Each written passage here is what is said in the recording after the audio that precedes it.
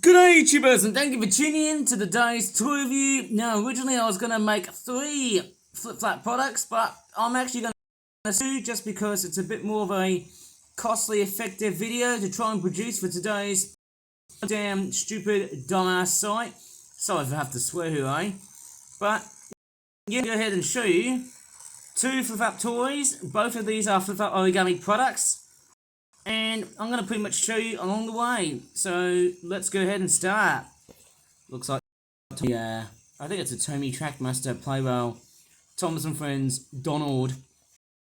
Locomotive. It's definitely not a Disney character. This is definitely the Scottish twin engine. I've actually gave him 4 tanker wagons. Yes. Gives it the impression of a slow goods train. Pretty nice to heat our homes. Ain't that right, laddie? Well, he just casually just puffs along. Pretty nice to know. Anyways, I sense a jump cut is coming. What? Donald is straightforward, what the heck is he doing? He's just... Oh, okay, he's doing a bit of a chicanery. Right, let's do it. Well, of course, the first toy I'm going to have a look at is something that's a little bit boring. This is, of course, well, actually, not something that's boring, actually. An upright, fierce mangrove snake action model.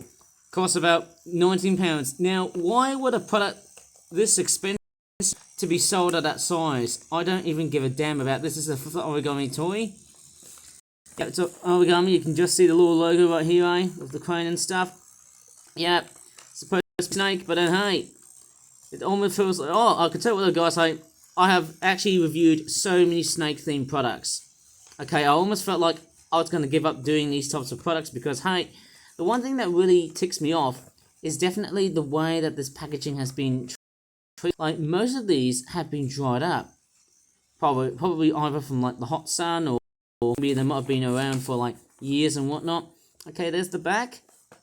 Almost feels like the toy packaging has almost basically destabilized its quality. Yes, we've actually got what looks like to be a mangrove snake. It's almost, you know, it looks fairly... as I can see, what it says here, has a chomping jaw action and measures up more than 2.4 meters. I don't know if I can... judging that this is a much smaller snake than it is to the actual animal, yeah, it says despite being small, I don't think I could probably trust that piece. So let's get into something very special. Sorry I have to talk like a snake, but then hey, yes, I'm going to come on, yeah. Just simple. Very, very simple. But what's really interesting about the snake is, yes, it looks so similar. Look how upright the posture that this snake... Hello Donald, my laddie. Are you up to pulling all these fuel tankers? Twin. Right, so this is supposed to be a mangrove snake. I love the idea, although I do think maybe there should be a much more of a bolder black line on it, I think. The paint quality on the front, it's not that great. One end is a lot much more, let's just say, higher in opacity. That there has a low amount of opacity. I don't even understand why. Yes, again, like so many of the snake-themed products, there's a high tendencies to have a lot of inaccuracies. So there's not much in the way of yellow lining on this model right here. Yeah, this part of the model, it's not the most perfect. It's got like a wasp. It's like a very impressive black and yellow, dangerous-looking wasp or hornet, or possibly a bee colorization. I was going to say tiger, but then obviously, hey, that wouldn't be that appropriate in terms of how yellow the snake is. So yes, it is quite nice. I can pose the tail to make it a little bit different if I want to. And of course, yes, hey, let's not forget that chompy jaw action. Yes, I could become like Jake the Snake, that little wrestler, right? Look at that. Again, another Ouroboros. Pretty awesome. Again, more inconsistencies going on here. We can start to see that the pattern is not that great. Seeing that there's actually a mixture of like blacks and, let's just say, slatish grey. Almost black and approaching, encroaching and approaching to that sort of detailing and whatnot. Like this one here has been totally messed up. I don't know why there are some discrepancies. Like, let's just say the paint on this has gone relatively, well, let's just say low in control. I don't understand why. I mean, it looks good, but I think the consistency of the black paint is just relatively low. I just think it's not that great. Yeah, it looks quite good in terms of how it looks, but I think the blackness of the snake is probably the worst. And also, yeah, there's not much yellow lining and stuff too, and also it's been all over in the place. It's like if someone has tried and make a model of a mango snake, but then gave up after doing so for like 1.5 of a day, which is just chronically weird. Okay, so that's what it looks like. There's the tail.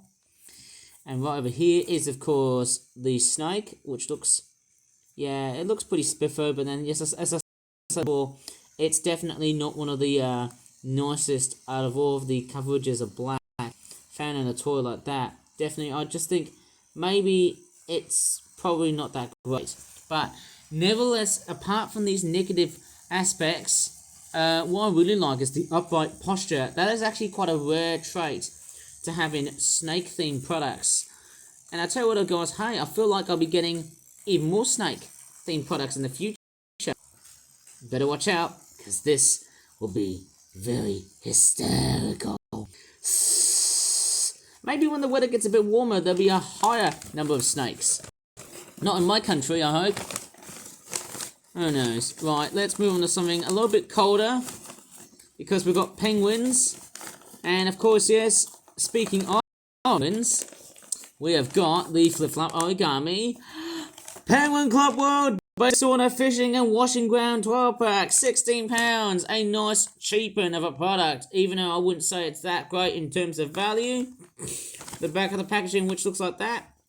A hairdryer? What the hell? Wonder why you would get a flipping hairdryer with some freaking buckets. And then you've also got a couple of different penguins in different styles. And yes, the buckets are mix and matchable, so yeah. Hey, I think that's part of the lifestyle tradition in Finland, is that right? Okay, let's go ahead and unpack this. Coming in for the unpacking. Oh yes, I want to see if good and or bad differences. Okay, we've got a yellow penguin. It almost looks lime greenish to me. Yeah, the colour balance is a little bit inconsistent from my sepia tone light. Yeah, okay.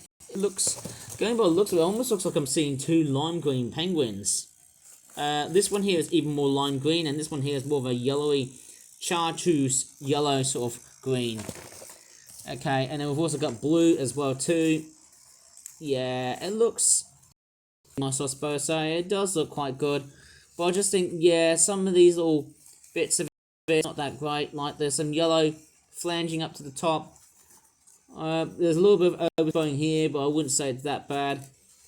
But I'll probably presume that there has got the worst overspray, I suppose. So I think there was more in the way of like, I think that colour there is purple, going by the looks of it, because that one there is meant to be black. But then this one here is, yeah, it's kind of a bit strange in how the light seems to change. You know, I actually made it too dark purple.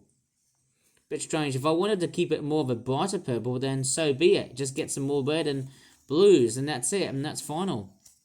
Just put more reds in, just a teeny tiny amount of blue, and then you can get purple. Right? Honestly, let me just go ahead and start. Yeah, it looks quite good, the black. The black penguin looks alright, but then I just don't think that the level of detailing is that. Yeah, the level of paint is not that high enough. Right, let's see the accessories.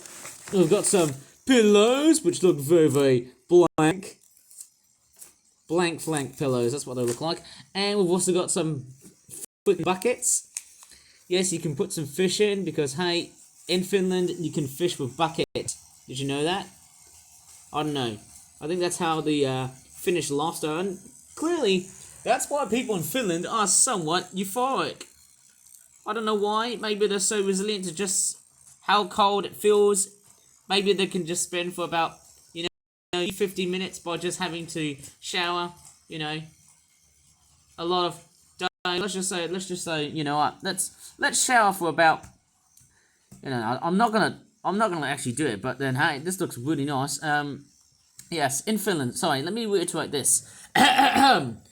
So, in Finland, yes, people are somewhat stereotypically euphoric for some reason because, hey, you've got a green bucket like this, which can be worn as a hat, which is, of course, you've seen that so many times.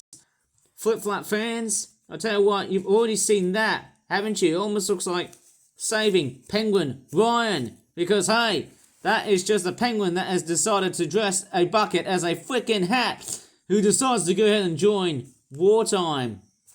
Well, I won't even care about that, wouldn't I?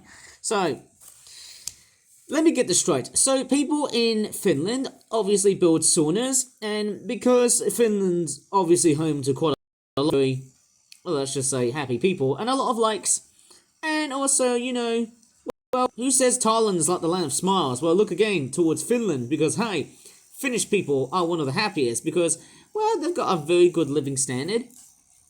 Well, that's what I think in my opinion, but others would probably agree or disagree. But then, hey, yeah, the number of saunas they can get, like wooden saunas. Hello, Donald. We're just meeting up with some penguins here, eh? Right, laddie? Right, so, you have electric stoves, saunas, you get wooden stove saunas, and other gas saunas, I don't know, whatever, of course, eh? And, you know, people in Finland, they are very happy. Obviously, they're not only because of their living standards, but they are one of the few people on Earth that really adapts how cold it feels. And I think the average temperature, as I was going to say here, would be like 80 to 90 degrees Celsius to about 110 degrees Celsius. Geez, that would be goddamn too awfully hot, and they love to sweat. They would either have a nice cool dip in the pool, or a lake if you're Finnish, or how about if you can stand outside and enjoy Mother Nature, just to let your sweat take over your body and relax. That's what they do. Right, and there's a bloody hairdryer, which looks so weird because, hey, why would you need a freaking hairdryer when you have to go to Finland and have a nice trip to the sauna? Well, I think that's pretty much, but I'm pretty sure people during Christmas time and midsummer often tend to do it. I think it's their culture. Yeah, you've also got some pillows. Very fantastic. I mean, even if the set is sort of a little bit overbearing, if you ask me. I mean, overall, it is set to represent a bit of Finnish culture. Yeah, lovely people, aren't they? Very, very lovely people, and somewhat one of the nicest Finnish culture. I'd love to try some stuff from Finland. Oh, sorry, there's a fish. That's why it's called Finland. There's a lot of lakes, lots of fish, and other aquatic life surrounding there. Okay, that is it for today's video about snakes and also Finland. Whooshka! Right, that is it for today's video on YouTube. And also, as I'm making this video on the 19th of May of 2026, stay tuned for the epic vlog that will be happening on the 21st of May, which is, of course, on a Thursday. So if you really enjoyed this video, please give this video a like, subscribe for more videos in the future, and as always, thanks so much for watching, and bye for now.